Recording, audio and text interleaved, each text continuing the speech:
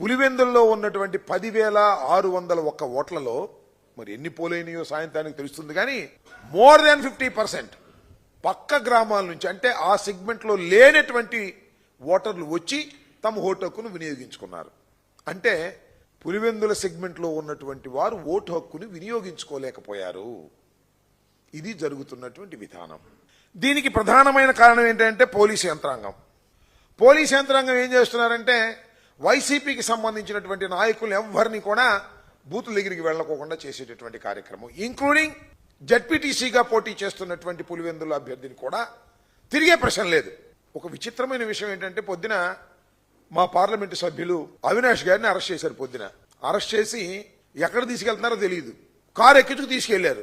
తిప్పే కార్యక్రమం అంతా చేశారు. తిప్పిన తర్వాత అక్కడ ఎర్రగొండలలో అక్కడ మా సుధీర్ రెడ్డి గారు మాజీ ఎమ్మెల్యే గారి కంట పడింది. ఏందండి అన్యాయం, ఎక్కడికి తీసుకువెళ్తారు కారులో మీరు, ఆయనకి సర్వైకల్ స్పాండ్లాసిస్ ఉంది, దానికోసం మీరు కారులో తిప్పుతా ఉంటే ఆరోగ్యం దెబ్బతిండిద్దని అడ్డగిస్తే అక్కడి నుంచి ఆయన ఇంటికి తీసుకెళ్లారు.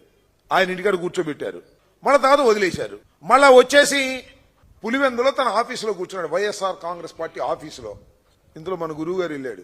గురువు గారు తెలుసుగా, పత్యాపారం చేసే గురువు గారు, డిఐజీ గారు వీళ్ళు అక్కడ కూర్చున్నాడు. ఇక్కడేమో ఘోరంగా పక్క నియోజకవర్గాల నుంచి ఓటర్లు కాని వారు వచ్చి ఓట్లు వేస్తుంటే వారి గురించి పట్టించుకోకుండా అవినాష్ రెడ్డి గారి దగ్గరికి వెళ్ళి కూర్చున్నాడు. సాయం దాకా కూర్చుంటా అంటే అక్కడ ఎందుకో మరి దేనికోసం కూర్చుంటాడో నాకు అర్థం కాల. 2 సెగ్మెంట్స్ లోను ఆయన పరిధిలో ఉన్నటువంటి 2 సెగ్మెంట్స్ లోను విచ్చలవిడిగా దొంగ ఓట్లు వేస్తున్నారు. పోలీసులందరికీ చెప్పేసినట్టున్నాడు కవాయి నుంచి కింద దాకా. ఇవాళ వరకు మీరు కాకి దుస్తులు వేసుకున్నామని మర్చిపోండి, ఇవాళ తెలుగుదేశం దుస్తులు వేసుకున్నట్టుగా గుర్తుపెట్టుకోండి.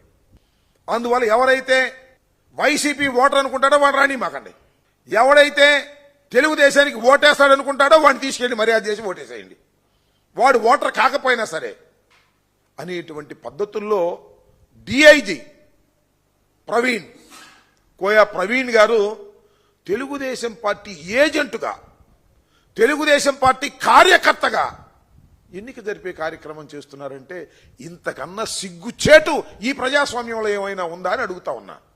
ఒక పోలీస్ అధికారి, ఐపీఎస్ అధికారి తెలుగుదేశం పార్టీని గెలిపించడం కోసం సర్వశక్తులు వడ్డి అన్యాయాలు అక్రమాలకి పాల్పడి ఇవాళ ఇంత దారుణంగా చేస్తుంటే సమాజం చూస్తూ ఊరుకుంటుందా అని అడుగుతా ఉన్నా. ఈ కోయా ప్రవీణ్ ఐపీఎస్ని ప్రజలు మర్చిపోరు. ప్రజలే కాదు, ప్రజాస్వామ్యవాదులు ఎవ్వరూ మర్చిపోరు. వాళ్ళకేం డైరీలు ఉండవు, బుర్రలోనే ఉంటారు. చంద్రబాబు నాయుడు గారు ఏం చెప్తే అదే పోలీసులు ఏం చేయాలండి? ఎవరైనా దొంగ ఓట్లు వేస్తుంటే వారిని అటకాయించే కార్యక్రమం చేయాలి. దొంగ ఓట్లనే ప్రోత్సహిస్తున్నారే. పక్క గ్రామాల నుంచి, పక్క నియోజకవర్గాల నుంచి వచ్చిన వారిని రాచ మర్యాదలు చేసి తీసుకువెళ్లి ఓట్లు వేయించేటటువంటి పరిస్థితి తెచ్చుకున్నారే. ఎంత దారుణం అండి ఇది. ఇలాంటి దారుణాన్ని ప్రజాస్వామ్యంలో ఎప్పుడైనా విన్నామా, కన్నామా అని అడుగుతా ఉన్నా. అరే ఓటర్ బతిమలాడుతున్నాడండి, అయ్యా నా ఓటు హక్కును వినియోగించుకోవాలి అని పోలీసులు కాళ్లు పట్టుకుని బతిమలాడుతున్నా. కుదరదు, మా వాళ్ళు వేరే వచ్చారు, పక్క గ్రామాల నుంచి, పక్క ఊళ్ళ నుంచి వచ్చారు, వాళ్లే ఓట్లేస్తారు, వాళ్లే గెలిపిస్తారు అనేటువంటి పద్ధతుల్లో ఇవాళ ఎన్నిక జరుగుతూ ఉంది. ఇవాళ ఏంటండి, కాంగ్రెస్ వైఎస్ఆర్సీపీ కాంగ్రెస్ ఆఫీసులో పులివెందుల్లో అవినాష్ రెడ్డి గారు పార్లమెంటు సభ్యుడు కూర్చుంటే అన్ని తిప్పిన తర్వాత, మీరు అన్ని తిప్పిన తర్వాత, మీరు వదిలేసిన తర్వాత వచ్చి ఆఫీసులో కూర్చుంటే కోయా ప్రవీణ్ గారు వెళ్ళిపోతాడండి. పెద్ద బందోబస్తు తీసుకెళ్ళిపోతాడు, ఒక మిలిటరీ బందోబస్తు తీసుకెళ్ళినట్టుగా వెళ్ళిపోయి నేను నీ దగ్గరే కూర్చుంటానంటాడు. అక్కడ ఉన్నటువంటి వారిని చెదరగొట్టే కార్యక్రమం. ఒక డిఎస్పీ అంటున్నాడు, నా కొడక కాల్చి పారేస్తా, ఇక్కడ ఉంది కాకి దుస్తులు. కాల్చిపారేయడానికి కాకి దుస్తులు ఇచ్చారా నీకు? ఎవరి డిఎస్పీ గారు, ఆయన పేరేదో గుర్తులేదు, నేను చూసేప్పుడే వీడియోలో. కాల్చిపారేస్తా నా కొడకల్లారా. తిరిగి వాడంటే నీకేంటి అహంకారం? దుస్తులుందని అహంకారమా? లేదా చంద్రబాబు నాయుడు గారు నీకు చెప్పాడని అహంకారమా? లేకపోతే నీ డిఐజీ ప్రవీణ్ గారు చెప్పారని అహంకారమా? కాల్చి పారేస్తానంటాడు. ఏంటి నాకు అర్థం కాలేదు. ఇప్పుడు కాల్చాలి, ఇప్పుడు ఫైర్ చేయాలి, ప్రాణాపాయ పరిస్థితుల్లో ఫైర్ చేయాలి. అరే వాళ్ళ ఆఫీస్ దగ్గరికి వెళ్ళి అవినాష్ రెడ్డిని లోపల కూర్చోబెట్టి అక్కడ కూర్చుని బయట ఉన్నటువంటి జనాన్ని కాల్చి పారేస్తా అనేటువంటి బెదిరింపులు బెదిరించి ఏదో ఒక విధంగా ఈ చిన్న ఎన్నికలో 10,601 ఓట్లు కలిగినటువంటి ఎన్నికల్లో వైఎస్ఆర్ కాంగ్రెస్ పార్టీని ఓడించి తెలుగుదేశం పార్టీని గెలిపించి మీ కాకి దుస్తులకు న్యాయం చేయాలని మీరు అనుకుంటున్నారా? ఎందుకే కాకి దుస్తు వదిలేయండి బాబు, పచ్చ చొక్కాలు ఎదురు తిరగండి. ఆ ప్రవీణ్ బ్యాచ్ అంతా కూడా పచ్చ చొక్కాలు వేసుకుని అప్పుడు తిరిగితే బెటర్గా ఉంటుంది. ఇంత దుర్మార్గమైనటువంటి రాజకీయాలు నేను చెప్తున్నా, ఇంతవరకు నేను ఎప్పుడు చూడలా. నాకు 68 సంవత్సరాలు, 1989లో రాజకీయాల్లోకి వచ్చా, అనేక మంది పోలీస్ ఆఫీసర్లను చూశా. ఎక్కడ కూడా ఇంత దారుణమైనటువంటి ఎన్నిక నేను ఇప్పుడు చూడలేదని మనవి చేస్తున్నా. నారా చంద్రబాబు నాయుడు గారు కూడా చెబుతున్నా, నీ దుంపదేగా 2 జడ్పీటీసీల కోసం ఎందుకై ఇంత కక్కుర్తిపడ్డావు? మొత్తం చరిత్ర అంతా నాశనం చేశావే.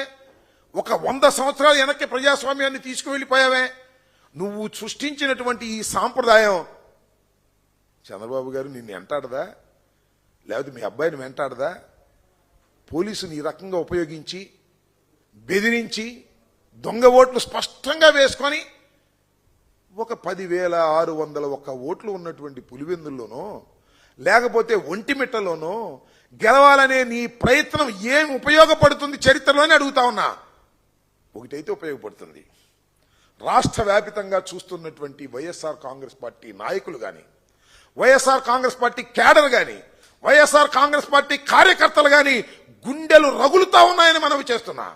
ఇంత దుర్మార్గమైనటువంటి ఎన్నిక చేసి ఏమి సాధిస్తావని మనవి చేస్తున్నా. ఈ 2 గెలవకపోతే నీ ప్రభుత్వం పడిపోద్దా? పులివెందులు ఎప్పుడన్నా గెలిచావా?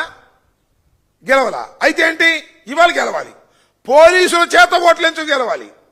పక్క గ్రామాల నుంచి తీసుకొచ్చిన వాళ్ళ చేత ఓట్లేంచు గెలవాలి. గెలిచేం పక్కలు తీస్తావా అని అడుగుతా ఉన్నా నేను. నువ్వు ఒక చరిత్రహీనుడిగా మిగిలిపోతావు. మా హృదయాలలో, వైఎస్ఆర్ కాంగ్రెస్ పార్టీ కార్యకర్తల్లో, వైఎస్ఆర్ కాంగ్రెస్ పార్టీ నాయకుల్లో మంట పెట్టావు, రగులుతా ఉంది మా హృదయాలని మనవి చేస్తున్నా. అంతేకాదు సామాన్యుల్లో కూడా, నీకు ఓటేసిన వాళ్ళకు కూడా, న్యాయంగా ధర్మంగా ఆలోచించే వాళ్ళకు కూడా ఎందుకు ఇంత కక్కుర్తి పడ్డాడు చంద్రబాబు నాయుడు? ఇంత దుర్మార్గానికి ఎందుకు పాల్పడుతున్నాడు? ఈ చిన్న విషయానికి ఇంత దారుణంగా పోలీసు యంత్రాంగాన్ని, ఎన్నికల కమిషన్ని భ్రష్టు పట్టించే విధంగా ఎందుకు చేస్తున్నాడు అనేటువంటి భావన కలగదా? వారు అరేరా అన్నారా? గెలిచి ఏం పగలదిస్తావు? ఒకవేళ గెలిస్తే ఇంత దారుణమైనటువంటి వ్యవహారానికి ఇవాళ చంద్రబాబు నాయుడు గారు దిగజారిపోవటం, దానికి తగ్గట్టుగా కోయ ప్రవీణ్ గారిని బహుశా అందుకే వేసినట్టున్నాడు. అక్కడ రాయలసీమ డిఐజీగా ఆయన పెట్టిందే అందుకు. ఏదో ఒక విధంగా జరిగిన ఎన్నికల్లో వాళ్ళే ఎన్నికలు చేయాలి, పోలీసులే ఎన్నికలు చేస్తున్నారు. చిత్రమైన విషయం, పోలీసులే ఎన్నికలు చేసే కార్యక్రమానికి వాళ్ళ ఒక దుష్ట సాంప్రదాయానికి నువ్వు శ్రీకారం చుట్టావు. దీనికి బాధ్యత వహించవలసింది నారా చంద్రబాబు నాయుడు గారు, మూల్యం చెల్లించవలసింది కూడా మీరు, మీ అబ్బాయి అనే విషయాన్ని దయచేసి మర్చిపోవద్దని ఇవాళ కోయా ప్రవీణ్ ఎందుకు వెళ్తున్నాడో నాకు అర్థం కాల. చంద్రబాబు మన అవినాష్ గారి ఇంటికి ఒకసారి పంపించారు, అవినాష్ గారిని వెంటబడతా ఉన్నారు, నాకు అర్థం కాల. అంటే దాని ఉద్దేశం ఏంటి?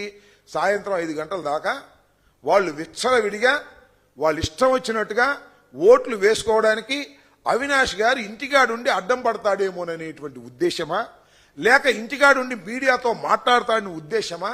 ఎందుకోసం మీరు 5 గంటల దాకా ఆయన నిర్బంధించేటటువంటి కార్యక్రమం చేస్తున్నారు? 2 సార్లు వదిలేసిన తర్వాత అని ఈ సందర్భంగా నేను మనవి చేస్తున్నా.